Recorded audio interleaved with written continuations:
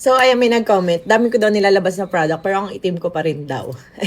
So, ito yung kulay natin. And as you can see, hindi naman ako pala filter para magbago yung kulay ko o pumuti sa paningin nyo. So, tulad nga ng sabi ko, mas maputi talaga yung mukha ko kaysa sa katawan ko kasi mahilig talaga ako maglagay ng sunscreen sa mukha. Pero sa katawan, medyo tinatamad talaga tayo. Pero sa katawan ang ginagamit ko, itong kagaya ng products natin na to, Rosmar Turmeric Almond Oil Emulsified Body Scrub, and itong scrub soap natin.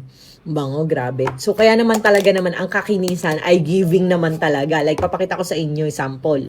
So, dumating sa point na ganyan yung legs ko. Pinagkakagat ako ng insekto. Ang lala talaga, mahihiya kang mag-short. Ayan, tingnan nyo naman guys. And natuyo siya, naging peklat, nagkaganyan. And nagkaganyan, talagang mahihiya kang lumabas kasi ano ba yan? And yung braso ko na napaso ng mantika, ganito siya before ang lalatas. Kaya maitim ako niyan kasi nga nag-swimming ulit ako niyan. And ako kasi pag nag-swimming ako, nag-enjoy talaga ako. Hindi ako yung picture-picture lang, selfie-selfie lang, sayaw-sayaw lang, sabay ahon na. So ina-enjoy ko talaga. Kaya pag gusto kong magdagat, talagang expected na naiitim talaga ako.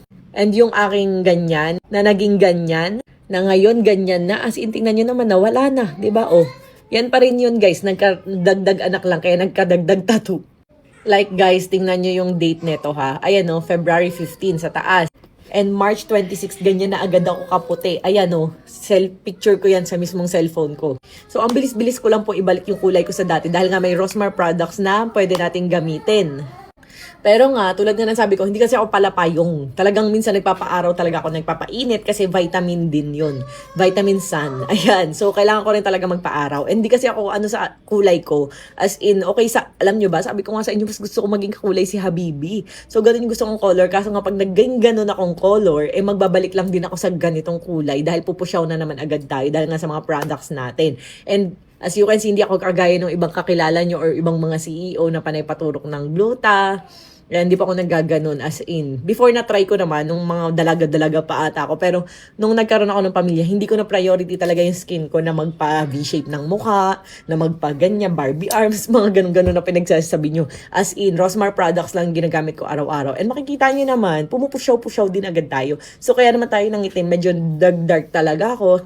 Dahil nag-aasikaso ako ng Pamos Food Hub. And alam nyo naman dito sa Calauan, Laguna, sobrang init. Para kang nasa oven. Ayan. Pero syempre, gusto ko naman yung, ay, hindi yung miss ko, hindi ko pala narab. Ayan, proof na ginagamit ko yung product ko. So, ayan, kita nyo naman. Hindi naman ako nag-filter. Yan yung kulay ko ngayon. Kasi nga, ayan, naaarawan tayo. Pero okay lang. Kasi nga, ang importante naman sa akin ay yung makinis. Okay naman sa akin kahit na mag-dark yung skin ko. Basta gusto ko makinis. Ayoko ng, ano kasi baka sabihin nila, aba, CEO ng mga Rosmar products, tapos galisin. So, ayoko naman ng ganun. Kaya, eto, medyo nalulungkot ako dito. Kasi nga, syempre, nagkaroon siya ng ganyan. Pero kita nyo, guys, nag-fade na rin siya, no? Nagla-light na siya. Tapos yung dito ko nga, nawala na talaga siya. Eto naman dito, guys, is yung napaso din na matika, sabay ang dalawa. Kita nyo, light na talaga siya. So, tsaga-tsaga lang sa paggamit ng Rosmar products. And kung pinala-laser ko yan, tulad ng sabi ng iba, sana matagal nang wala yan, di ba? So, tinatsaga ko talaga kasi gusto ko ng real feedback sa Rosmar product. So, ginagamit ko as in feedback. Sabi ko nga, parang natuwa pa ako na nagkaganyan yung balat ko. Sabi ko, oh, putik, may pang-feedback na naman ako.